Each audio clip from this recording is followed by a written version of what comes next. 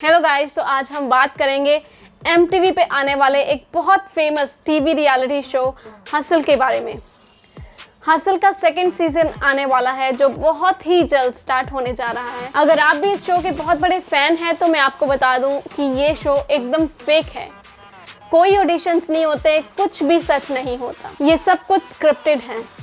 पहले सीजन के कुछ कंटेस्टेंट्स ने शो के बारे में ऐसी ऐसी बातें बताई हैं जिनको सुनकर आप एकदम शॉक हो जाओगे। हमें लगता था कि MTV हसल एक रैप रियलिटी शो है जिसमें सिर्फ रैप को प्रमोट किया जाता है, लेकिन ये सिर्फ एक बिजनेस है और कुछ नहीं। सबसे पहले तो मैं आपको बता दूं कि जो भी ऑडिशंस हुए थे वो सच में नहीं हुए थे, बल्कि उन कंटेस्टेंट्स को लिया गया था जिनकी पहले से ही लाखों में फॉलोइंग थी, या फिर उन कंटेस्टेंट्स को जिनका इंडस्ट्री से पहले से ही कोई कनेक्शन था। कंटेस्टेंट्स का कहना था कि कॉल से ही उन्हें सिलेक्ट किया गया, उन्हें इसके लिए कोई ऑडिशंस या कुछ करने की ज़रूरत नहीं पड़ी थी। खास करके उन लोगों को लिया जाता है जिनकी पहले से ही कोई सैड स्टोरी हो और उसमें थोड़ा और मसाला मिलाकर हम लोगों के सामने रख दिया जाता है, जिससे ऑडियंस रिलेट कर पाए और उसके परफॉर्मेंस पे ज़्यादा ध्यान दे। तो फिर ये ऑडिशंस रख के ही क्यों जाते हैं?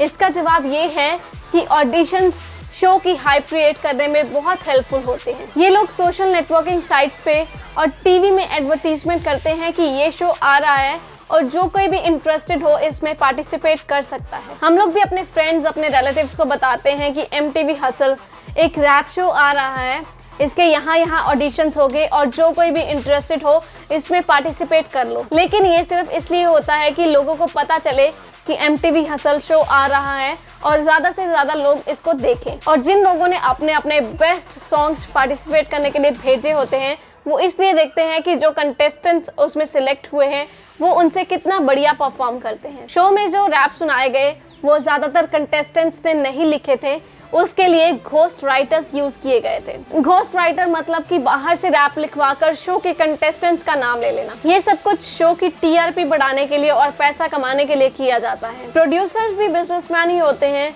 उनको भी पैसा कमाने से मतलब होता है, इसमें कोई बुराई नहीं है।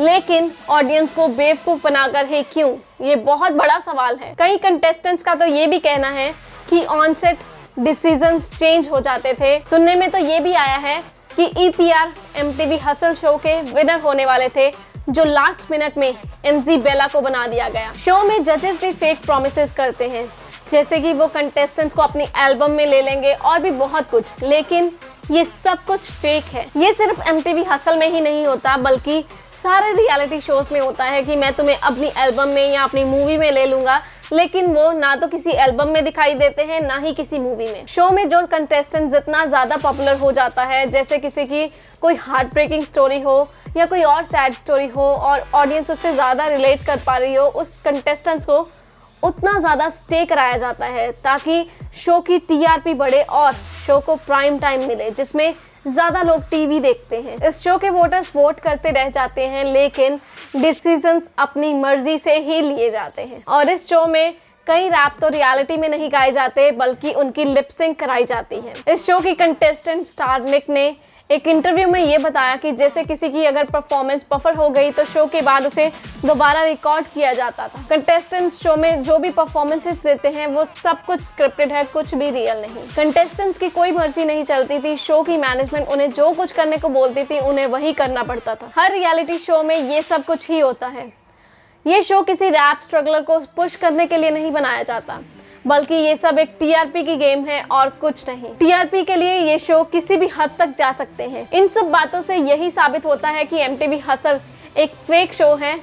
आपकी इन सब चीज़ों के बारे में क्या राय है, कमेंट बॉक्स में लिखकर ज़रूर बताइएगा। ऐसी ही और वीडियोस के लिए मेरे चैनल को सब्सक्राइब करना मत भूलिएगा। अभी के लिए इतना ही, धन्यवाद।